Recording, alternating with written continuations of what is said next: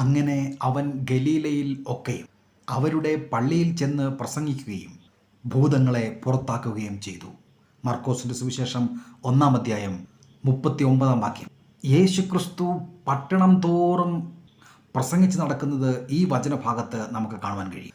ഗലീലയിൽ ഒക്കെയും അവൻ പ്രസംഗിക്കുകയാണ്. എല്ലാ പള്ളികളിലും കയറി ദൈവരാജ്യത്തെക്കുറിച്ച് യേശുക്രിസ്തു സംസാരിക്കുകയാണ്. പ്രസംഗം എന്നത് മതാചാര അനുഷ്ഠാനങ്ങളെക്കാൾ വളരെ വലിയ ഉയരത്തിലാണ് എന്ന് കർത്താവായ യേശുക്രിസ്തു വ്യക്തമാക്കുന്നു.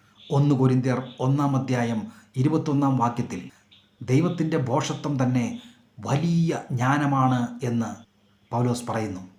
തുടർന്ന് പ്രസംഗത്തിൻ്റെ ഭോഷത്വത്താൽ വലിയ വീര്യപ്രവൃത്തികൾ ജ്ഞാനികളുടെ ഇടയിൽ ചെയ്യുന്നത് അത്ഭുതകരമായ വിലയേറിയ ഉയർന്ന ഒരു കാര്യമാണ് എന്ന് അദ്ദേഹം വ്യക്തമാക്കുകയാണ്. യേശു ഇടതടവില്ലാതെ പ്രസംഗിച്ച് നടന്നു. തൻ്റെ ശിഷ്യന്മാരും അപ്രകാരം ആയിരിക്കണം എന്ന് കർത്താവായ യേശു ആഗ്രഹിക്കുകയാണ്. മർക്കോസിൻ്റെ സുവിശേഷം 3-ാം അധ്യായം 14-ാം വാക്യത്തിൽ ശിഷ്യന്മാരെ തിരഞ്ഞെടുക്കുമ്പോൾ തൻ്റെ കൂടെ ഇരിക്കുവാനും പ്രസംഗിക്കുവാനായി അയക്കുവാനും ഭൂതങ്ങളെ പുറത്താക്കുവാനും അവൻ തൻ്റെ ശിഷ്യന്മാരെ തിരഞ്ഞെടുത്തു എന്ന് നാം വായിക്കുന്നു. പ്രസംഗിക്കാനായി അയക്കുക എന്നുള്ളത് ദൈവത്തിൻ്റെ പദ്ധതിയാകുന്നു. നാം ഓരോരുത്തരും സുവിശേഷ വേലകളിൽ, സുവിശേഷ വയലുകളിൽ, നാം ആയിരിക്കുന്ന മണ്ഡലങ്ങളിൽ ഈ ദൈവരാജ്യം പ്രസംഗിക്കുന്നവർ ആയിരിക്കണം. ജ്ഞാനത്തിൻ്റെയോ വാഗ്വൈഭവത്തിൻ്റെയോ പ്രസംഗങ്ങളല്ല, ദൈവശക്തിയെ വെളിപ്പെടുത്തുന്ന പ്രസംഗങ്ങൾ.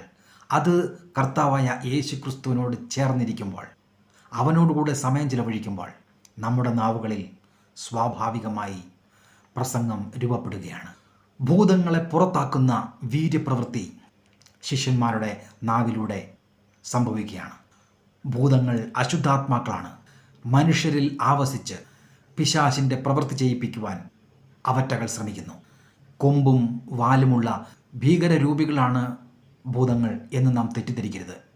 നമ്മുടെ ചുറ്റുപാടുകളിൽ ആത്മാക്കളെ വേർതിരിച്ചറിയുന്ന വരമുള്ളവരായി, ആത്മാക്കളെ വിവേചിച്ചറിഞ്ഞ് ദുഷ്ടാത്മാക്കളെ, ഭൂതാത്മാക്കളെ, രോഗാത്മാക്കളെ മനുഷ്യരിൽ നിന്നും പുറത്താക്കി പരിശുദ്ധാത്മ ശക്തി വെളിപ്പെടുത്തുന്ന ക്രിസ്ത്യാനികളായി നമുക്ക് ജീവിക്കാം.